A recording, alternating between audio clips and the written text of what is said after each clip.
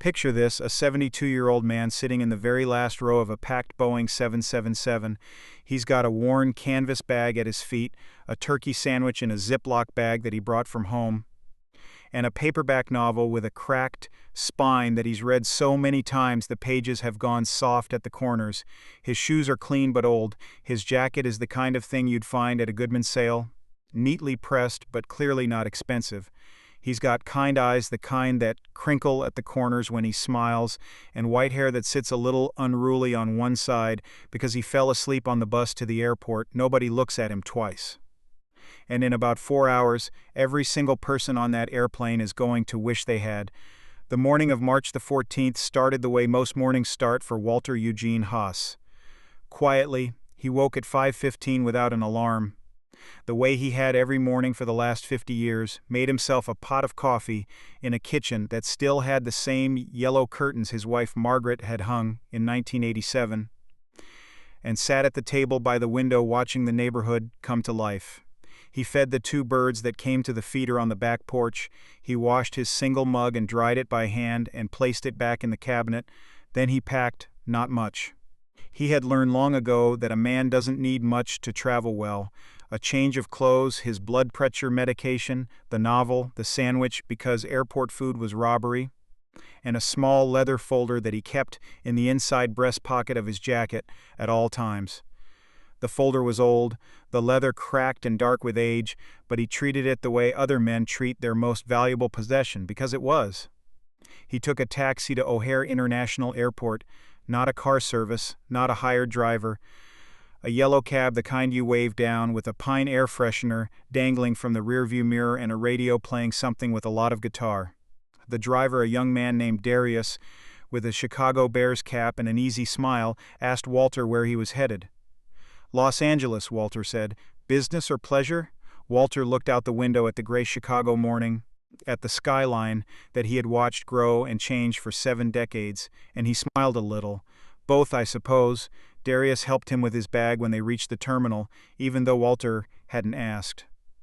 Walter gave him a 40% tip and a genuine handshake, the kind where you hold on just a second longer than necessary, where you actually look the person in the eye. Safe travels, sir, Darius said, and he meant it. Inside the terminal, Walter moved through the crowd at his own pace. He wasn't slow exactly, just deliberate. He'd learned that rushing through airports accomplished very little except sweaty shirts and missed details. He passed the gleaming storefronts and the coffee kiosks and the business lounge with its frosted glass doors, and he found his gate beep 47, Flight 1182, Chicago O'Hare to Los Angeles International, operated by Transamerica Airlines. He settled into a seat near the window, opened his novel, and waited. The gate filled up around him the way a tide comes in, gradually and then all at once. Business travelers with rolling carry-ons who walked with that aggressive forward lean that meant they were important and wanted you to know it. Families with strollers and snack bags and children who orbited their parents like small loud satellites, young people with wireless earbuds and eyes fixed on their phones, and, in a separate velvet-roped cluster near the actual gate door, the first-class passengers who had their own little world and their own early boarding call and their own way of looking past everyone else as if the rest of the terminal was a painting and not a place. Walter watched all of it with the quiet amusement of a man who has seen a great many things and has decided that most of them are interesting if you look carefully enough. He ate half his turkey sandwich. He offered the other half to a young mother sitting nearby who was wrestling with a toddler and hadn't eaten anything since, by the look of her, probably the night before. She looked surprised, then touched, then gratefully accepted. The gate agent announced boarding. Walter folded his bookmark carefully into place, tucked the novel into his bag, and joined the line. He was in Zone 5, the last zone. The very back of the airplane, seat 34C, the aisle seat in the final row, right next to the lavatory. He didn't mind. He had sat in far worse places in his life and called them home. What he didn't know yet, what nobody at that gate could have predicted or prepared for, was that the next 4.5 hours were going to change every single person on that plane. Starting with seat 34C, her name was Renata Hollis, and she believed, with the absolute conviction of someone who has never seriously been challenged, that she was better than most people, not in the cruel way, or at least not in the way she would have described it. She would have said she simply had standards. She would have said she had worked hard, that she had climbed, that she deserved the things she had, and some of that was even true.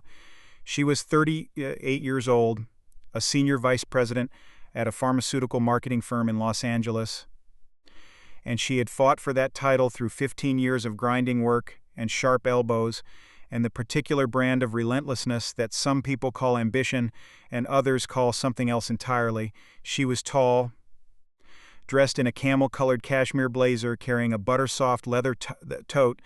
That tote cost more than most people's monthly car payments. Her hair was the kind of highlighted blonde that looks effortless because it costs a fortune to maintain. She wore perfume that arrived in the room before she did. She boarded first, as she always did, walking through the jet bridge with her phone at her ear, talking at someone about quarterly projections and synergy and market penetration. She settled into seat 3A, window, first class, and immediately called over the flight attendant before the plane had finished boarding. The flight attendant's name was Kyle. He was 26, handsome in the way that required maintenance, with a practiced smile and the particular eagerness of someone who has decided that pleasing difficult people is a viable long-term strategy. He appeared at Renata's elbow with the speed of someone who had already identified her as a passenger who required management. "Welcome aboard, Miss Hollis," he said, because yes, he had already checked the manifest, already noted the frequent flyer status, already categorized and filed her accordingly. "The cabin temperature," Renata said, not looking up from her phone, "is unacceptable. Fix it." Kyle fixed it, or said he would, which in this context meant the same thing. Renata ordered a Pellegrino, then changed it to still water, then changed it back to sparkling. And Kyle brought each version without a flicker of irritation, because his performance review depended on things like that. Meanwhile, back in the rear of the airplane, Walter Eugene Haas was settling into seat 34C with the gentle efficiency of a man who has done this many times. He stowed his canvas bag in the overhead bin, checked that his leather folder was still in his breast pocket, the way other men check for their wallets, and sat down. He said hello to the woman in 34B, a retired teacher named Helen, who was going to see her grandchildren. He commented on her crossword puzzle. She laughed. They became the kind of temporary friends that airplanes sometimes create. The door closed, the engines began to breathe, and 31,000 feet of altitude began moving toward them all. They were somewhere over Iowa when it happened. Walter had been reading his novel for about 40 minutes. Occasionally glancing out the window at the flat brown and green patchwork of the Midwest that he had always found beautiful in its plainness. Helen beside him had fallen asleep with her crossword resting on her tray table. Walter needed to use the lavatory, a perfectly normal human activity. He folded the corner of his page, tucked the book into the seat pocket, and stood up carefully, the way a man of 72 stands up after sitting for a while. Taking just a moment to let his knees remember their job, he walked the 3 steps to the rear lavatory. Both doors were vacant. He reached for the handle. "Excuse me." The voice came from behind him, sharp and cutting the way voices do when they've had a lot of practice cutting. Walter turned.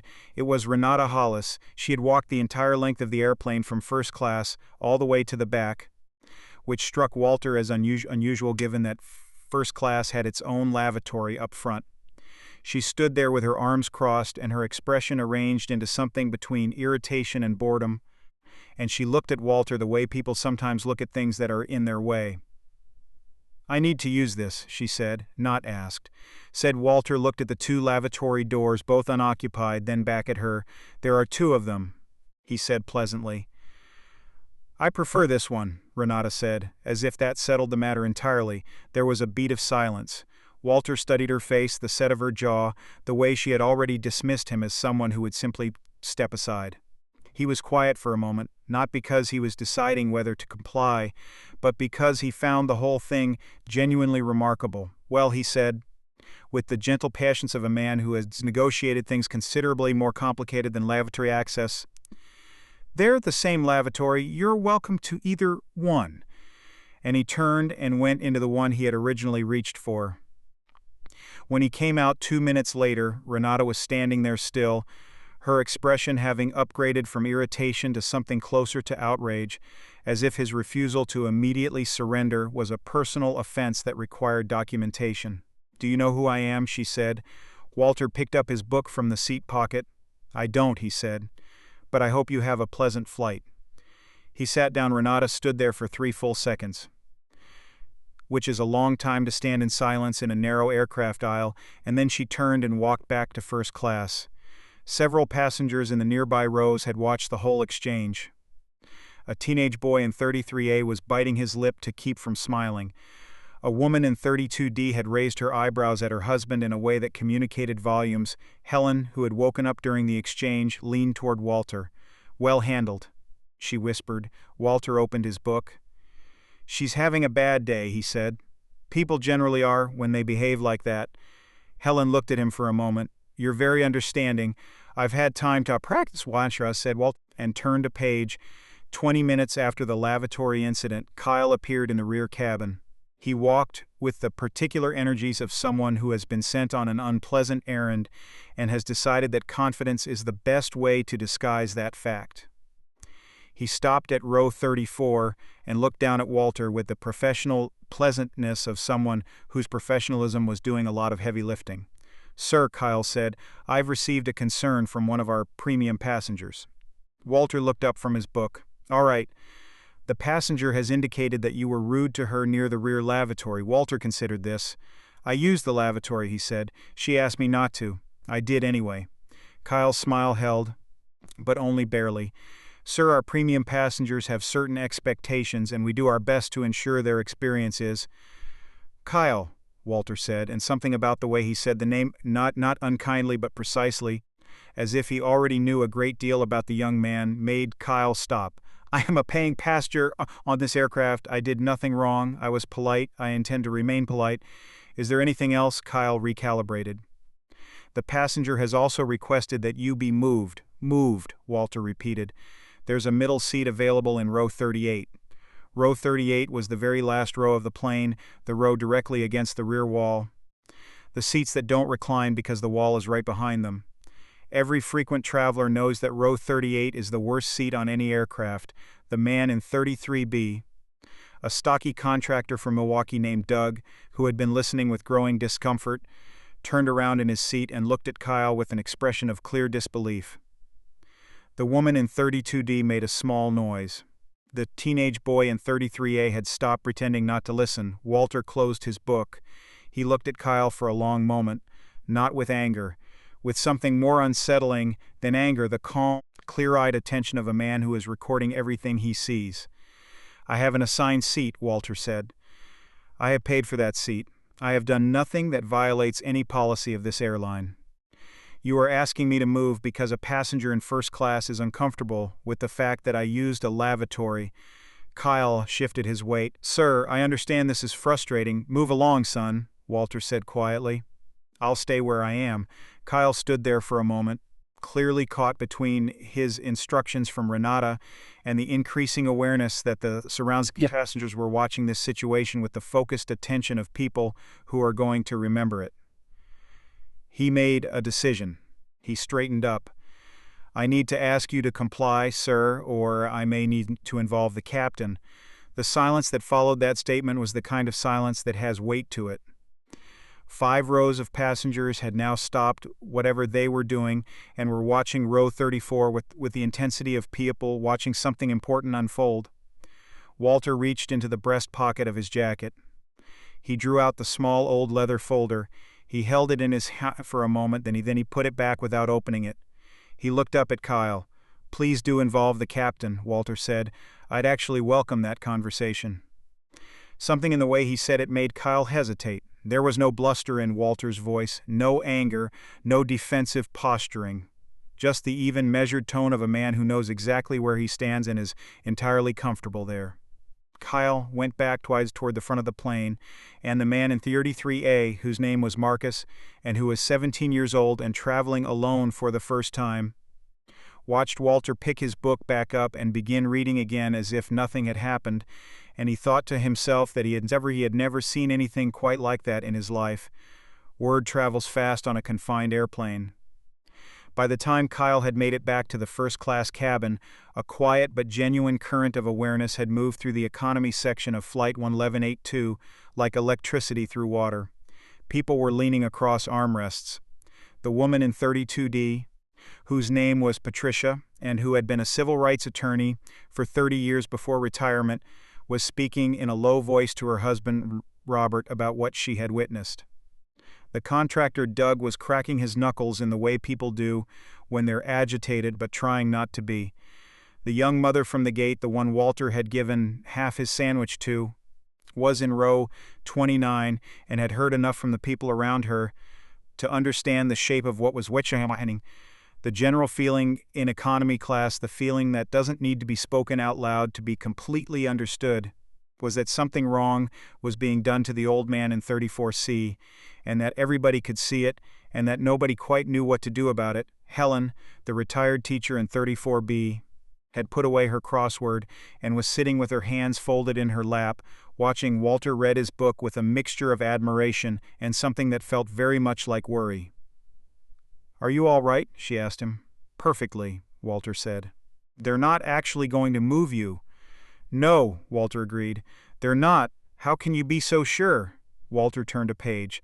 "Because I know this airline," he said simply. Helen looked at him. There was something in that sentence, a weight to it, a familiarity that went beyond the general consumer knowledge of a frequent flyer. But before she could press it, the intercom crackled. "Ladies and gentlemen, this is your captain speaking. We are currently cruising at 31,000 feet and making excellent time toward Los Angeles. Our arrival is on schedule. I'd also like to take a moment to ask all passengers to please treat one another and our crew with courtesy and respect. This aircraft is a shared space, and we are all in this together. Thank you." In first class, Renata Hollis looked at her sparkling water with the expression of someone who suspects that announcement was not entirely coincidental.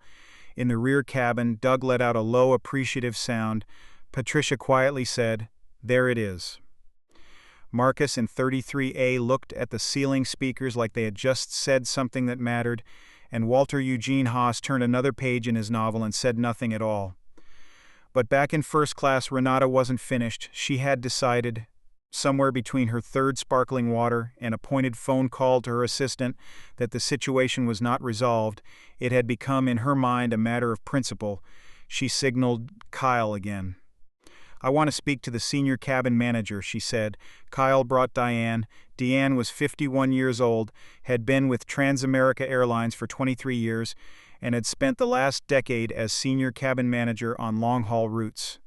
She had dealt with medical emergencies at altitude, passenger meltdowns, 2 in-flight births, and a situation once over the Pacific that she was still not entirely at liberty to discuss.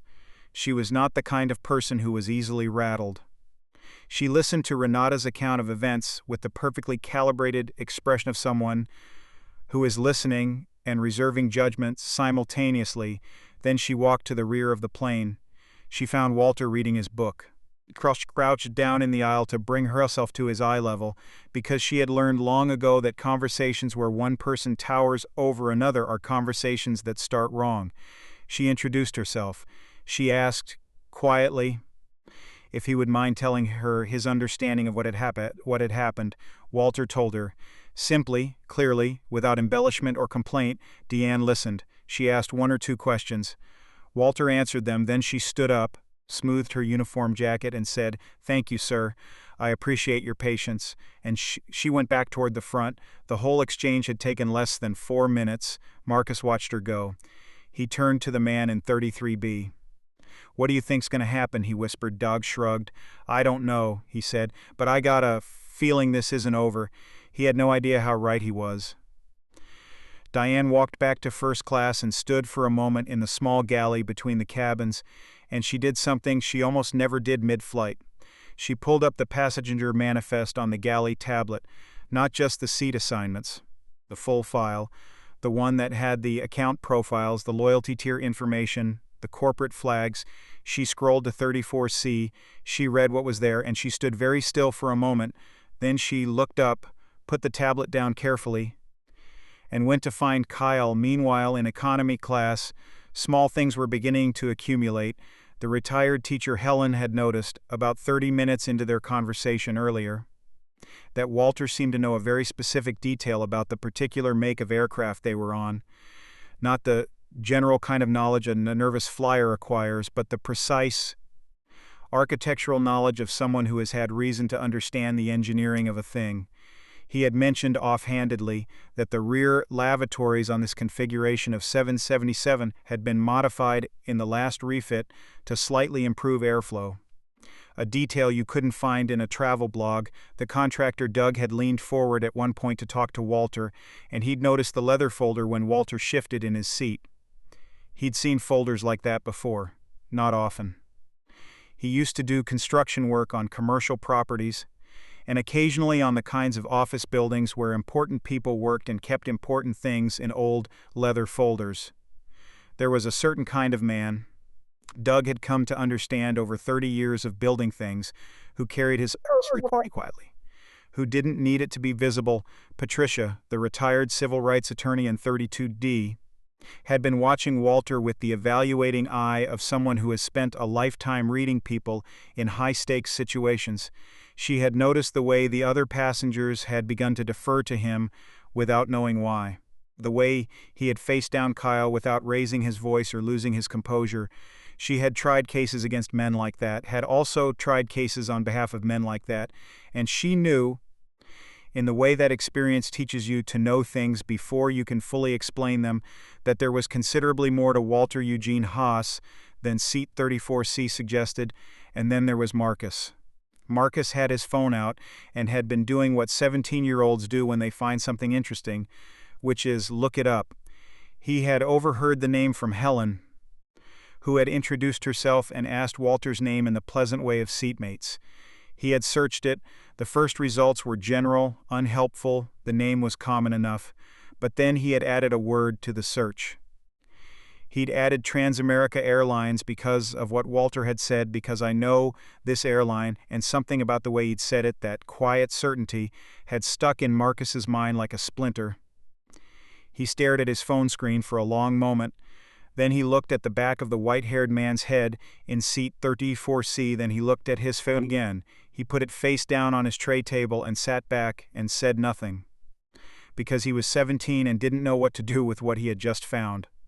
But his hands were shaking very slightly. Up in first class, Renata was finishing a call with her assistant and drafting, in her head, the complaint letter she intended to file. She was thinking about the words she would use: unprofessional, hostile, unacceptable. She was very good with words.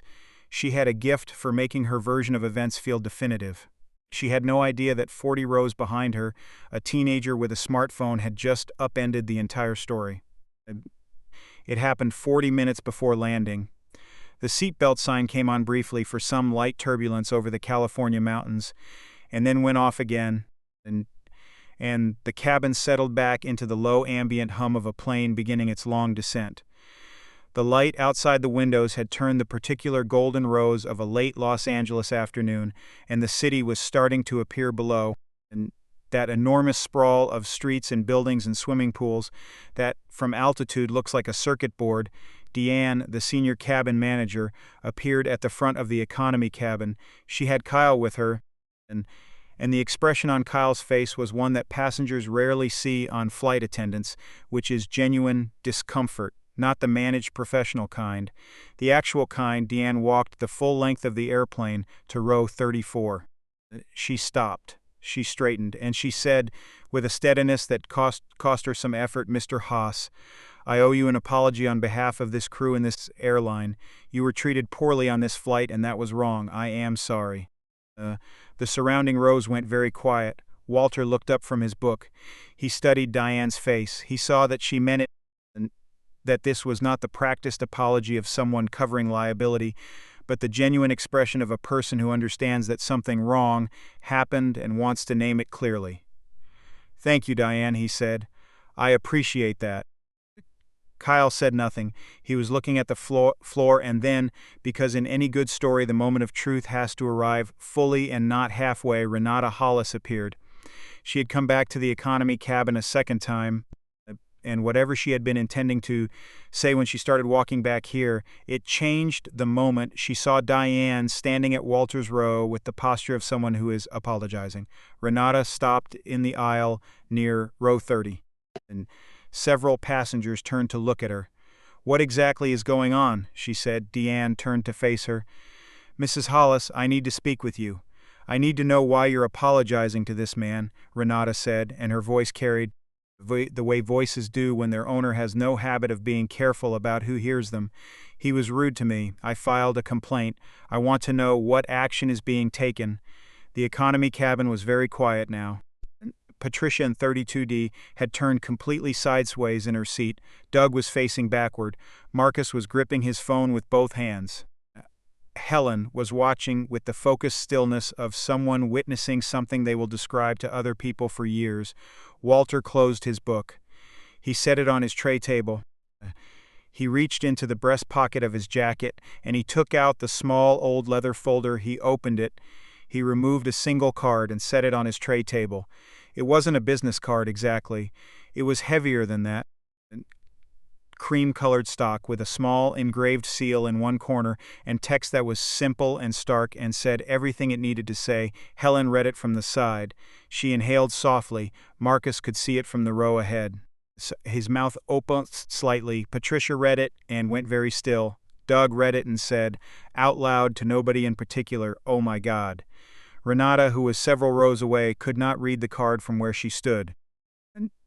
But she could read the room. And the room had changed in the last 15 seconds in a way that she did not fully understand, but which her body understood before her mind did, because her posture shifted and her certainty, that bedrock foundation certainty that had carried her through everything, developed in that moment a hairline crack. "What is that?" she said. "What does that say?" Diane spoke. Her voice was steady. "Mrs. Hollis, the gentleman in seat 34C is Walter Eugene Haas. Mr. Haas is the founder and principal owner of Transamerica Airlines." Silence. The kind of silence that a large group of people produces when every single one of them stops breathing at the same time. "He owns," Diane continued carefully, "a controlling stake in the parent company of this airline, and he founded it 41 years ago. He has, in recent years, preferred to step back from day-to-day operations and travel as a private citizen without announcement, without special treatment, in economy class, and because it was his belief that the best way to understand what his airline actually is for the people who fly it is to experience it the way those people do." Another beat of silence, and then, from somewhere in the middle of the cabin, Doug said, "He gave a woman half his sandwich at the gate." Nobody laughed, though it was the kind of thing that on another day might have been funny. Right now it was just true, and somehow the truth of it, this small, quiet act from a man who could have bought the airport itself, landed in the chest of every person in that cabin like something they needed to feel. And Renata Hollis stood in the aisle, and the color moved in her face in a way she could not control. Walter picked the card up from the tray table and placed it back in the leather folder and placed the leather folder back in his breast pocket. He looked at Renata. His expression was not triumphant. It was not cruel. It contained no "I told you so," no performance of satisfaction. It was the same expression he'd had when she'd first tried to take his lavatory. Calm, clear, a little sad maybe, and in the way that a man who has seen a great many things in 72 years is sometimes sad when one of those things is a person making choices they are going to regret. "I hope," he said, "that you find your flight more comfortable from here." The next 20 minutes were the longest 20 minutes of Renata Hollis's life. She walked back to first class. She sat down. She put her sparkling water on the tray table and looked at it and did not drink it. She was aware, with the full-body awareness of public humiliation, that 40 rows of passengers had just watched everything that had happened. That the crew was talking, that Kyle had gone from being her eager servant to someone who could no longer quite look at her. She picked up her phone, put it down, picked it up again. She thought about the complaint letter she had been composing in her head. She thought about the words. Unprofessional, hostile, unacceptable. She thought about herself standing in that aisle saying, "Do you know who I am?" to a man who... as it turned out, had a far better answer to that question than she did, her assistant called. She didn't answer. Kyle appeared in the first-class galley, and not to attend to Renata, but because the galley is where flight attendants go when they need a moment. He stood with his back to the cabin and pressed his hands flat on the counter and thought about his choices over the last 4 hours. And he thought about how eager he had been, how quickly he had decided that Renata's account of events was credible and Walter's dignity was negotiable. And he thought about walking down that aisle and asking an old man to move from his assigned seat to the worst seat on the airplane because a woman in cashmere was annoyed. He thought about the fact that Walter had said, "And please do involve the captain," and had meant it completely. The captain, for his part, had been briefed by Diane shortly after she consulted the manifest and before she walked to row 34. He was a 28-year veteran named Captain Reeves who had worked for Transamerica since the early years and who had shaken Walter Haas's hand at a company event in 2009 and had never forgotten it because of the way Walter had looked him in the eye and asked him, with genuine curiosity, what he thought could be improved about the routes they were flying. Not what the data said, what he thought. Captain Reeves had immediately instructed Diane to extend an apology and had considered, very briefly, making an announcement. He decided against it. Walter had chosen to sit in seat 34C. That choice deserved to be respected. The plane descended. In economy, the atmosphere had changed. Not noisily. Nobody was making speeches or demanding things. But there was a feeling. The kind of feeling that comes when a group of strangers has shared something real together. Patricia and Robert were talking quietly, and Patricia was saying that she had suspected something, and that you could just tell that there are some people who are at peace with themselves in a way that can't be faked and almost always means they have nothing to prove. And Doug was nodding at things the man in front of him was saying, even though they hadn't spoken before this flight. The young mother in row 29 was thinking about the sandwich. Marcus in 33A had sent a text to his mother. It said, "Mom, something just happened on my flight that I need to tell you about when I land." She had responded with a question mark and a string of concern emojis, and he had sent back, "No, it's good, it's actually kind of amazing." Helen, in 34B, and sat with Walter in a quiet that had become, over the past 4 hours, the comfortable quiet of two people who don't need to fill silence.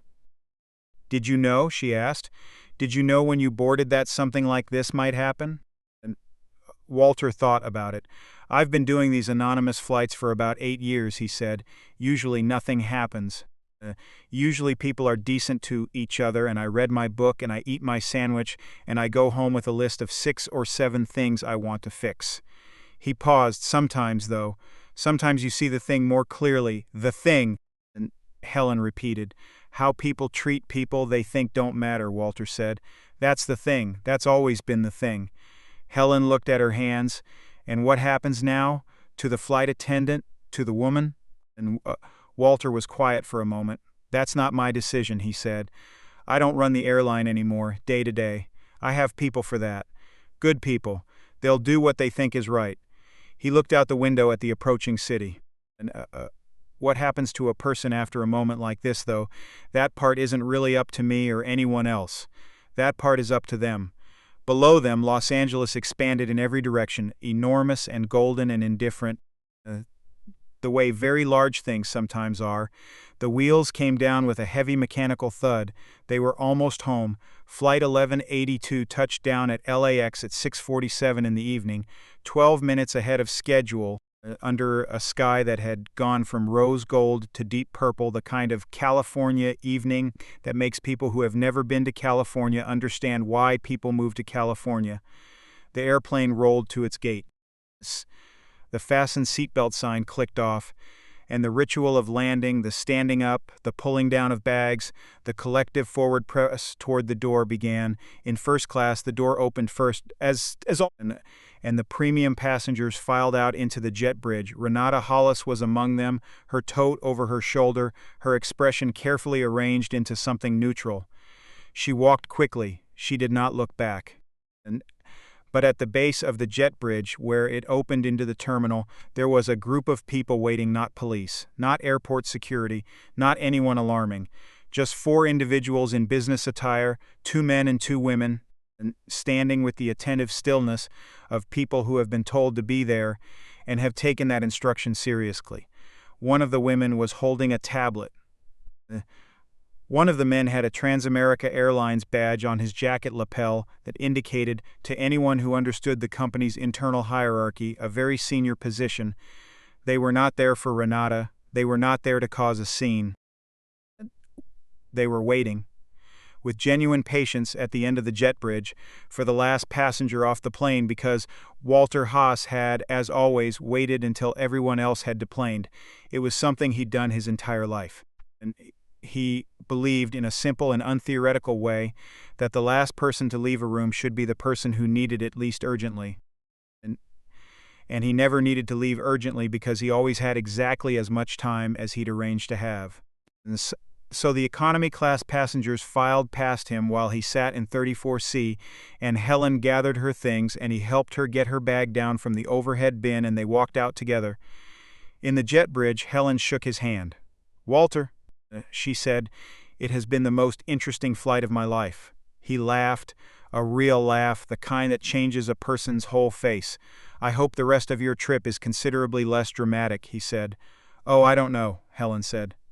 "A little drama keeps you young." And she walked into the terminal. Walter emerged last. The 4 people waiting for him straightened. The woman with the tablet smiled.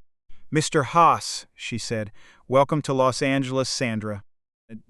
Walter said, "I told you not to do this." "You did," Sandra agreed. "The board disagreed. They sent us anyway." Walter sighed, but without real irritation. He shook hands with each of them, using both hands, looking each one in the eye, and saying each name. Because he knew each name, around this group, the terminal moved and rushed in the way terminals do. And nobody paid much attention to the old man with the canvas bag and the worn jacket, surrounded by 4 serious-looking people, because LAX is full of people who look important, and most of them are not actually interesting. But then Marcus, who had been walking with his backpack through the terminal and had slowed to watch this scene that he could feel the weight of, even if he couldn't entirely read it, stopped. He watched Walter Haas, founder of Transamerica Airlines, one of the largest domestic carriers in the United States, a man worth more money than most people will ever be able to imagine, adjust the strap of his canvas bag on his shoulder and say something to Sandra that made her laugh. Marcus thought about what he had seen on that airplane. And he thought about the way Walter had sat in the last row of his own airline and eaten a homemade turkey sandwich and offered half of it to a stranger. He thought about the way Walter had faced down Kyle without cruelty, without arrogance, and without even raising his voice. He thought about what he would do if he were that powerful. He thought, honestly, that he had no idea, that it was harder to be that way than it looked, that the easiest thing in the world, and when you have power, is to let people know you have it, and the hardest thing, apparently, is to sit in seat 34C and read your book. Dan had filed her report before the plane had even landed. She was thorough and honest, the way she always was, which meant the report described everything, Kyle's actions and her own decisions and the sequence of events in full. And she did not minimize what Kyle had done, because protecting him was not more important than accuracy. But she also described the precise moment when he had understood that he had gotten something badly wrong, and the way he had looked on the way down the jet bridge, which was the look of someone who is reconsidering large portions of themselves. Kyle himself had stopped at the end of the jet bridge when he saw the group waiting for Walter. And he had stood there for a moment, and then he had walked over to the Transamerica representative with the senior badge, and the man named Richard, who had been with the company for 19 years and had been Walter Haas's deputy operations chief before stepping into his current role. Kyle had said clearly, in the jet bridge with people flowing around him, "I made a serious mistake today, and I want to say that directly to whoever needs to hear it." Richard had looked at him for a moment. "I appreciate that," he said, and he had made a note, "as for Renata Hollis," and She was already in the back of a town car heading towards Century City when her phone lit up. It was an email from the Trans-America Airlines corporate communications office. It was formal, brief, and it informed her that her platinum frequent flyer status, achieved over 11 years of business travel with the airline, was under review pending a conduct assessment. The email was signed by a name she didn't recognize, and then, 2 lines below that, copied to a name she recognized immediately, Walter E. Haas, founder. She stared at the screen for a long time. And then she put the phone face down on the leather seat and looked out the window at the Los Angeles traffic, and she thought about the question she had asked him in that aisle. "Do you know who I am?" And she thought about the fact that he had answered, honestly, that he didn't. And then she thought about the fact that he had known exactly who he was. Every second of that entire flight, that was the difference. That was the whole difference. 3 weeks later, Walter Haas was back in Chicago. He sat at the table by the window with the yellow curtains in the morning, with his coffee, watching the birds at the feeder on the back porch. It was a Wednesday. He had a meeting later by phone with the board. He had some notes he wanted to share from his flight, not about the incident with Renata or Kyle, about the 6 other things he had written down on his notepad, and the things he always collected on these anonymous flights: the rear lavatory ventilation, the meal option timing, the way the tray tables in the last 3 rows had a slight wobble that the maintenance team should know about. The things that mattered to the people sitting back there. He had received a letter the week before, handwritten on blue notepaper from Helen, the retired teacher. It said that she had told the story of the flight to grandchildren, and the youngest one, who was 9, had asked if Walter was like a secret superhero. Helen had told her that he was actually just a person, and that this was a more interesting answer than a superhero would be, and she hoped the granddaughter would understand that someday. Helen had signed it with her full name and a small drawing of a crossword grid. He had also received an email from a young man named Marcus, who had looked up a public email contact and written something careful and considered and genuinely thoughtful about what it meant to watch someone choose not to use their power when it would have been easy to. Marcus had asked Walter, at the end of the email, whether he had advice for someone who wanted to build something but wasn't sure yet what or how. Walter had written back, kept it short because he believed the best advice is almost always short. He had said, decide first what you want to be known for, not what you want to own, not what you want to achieve, what you want to be known for. Build toward that. Everything else will either follow or it won't matter that it didn't. Marcus had printed that email and put it on the wall of his room. Kyle was still with Trans-America Airlines. Diane's report had been honest about his moment of recognition, and Richard had been honest with the review board about it, and the board had decided, with Walter's quiet endorsement, that a person who walks toward their mistake instead of away from it deserves the chance to learn from it. He was in a different role now, and one with more training and more oversight and considerably less opportunity to decide whose dignity was negotiable. He had requested the transfer himself. He was, in the assessment of the people who watch these things, and going to be all right. Renata Hollis had kept her platinum status. This surprised people who had heard the story, and it surprised Renata herself, who received the letter restoring it with shaking hands and read it twice. But it didn't surprise anyone who actually knew Walter Haas, because Walter Haas had never been in the business of punishment for its own sake. He was in the business of airlines and of people, and he understood from a very long life of understanding things that the worst moments a person shows you are rarely the full measure of them. What matters is what comes after the worst moment, what a person does with the clear, bright, unflinching knowledge of who they were in a bad hour. What Renata did in the weeks following Flight 1182 was private. Nobody reported on it. It didn't become a story. But those who knew her noted a certain change, small things. The way she spoke to her assistant, the way waited for people to finish their sentences.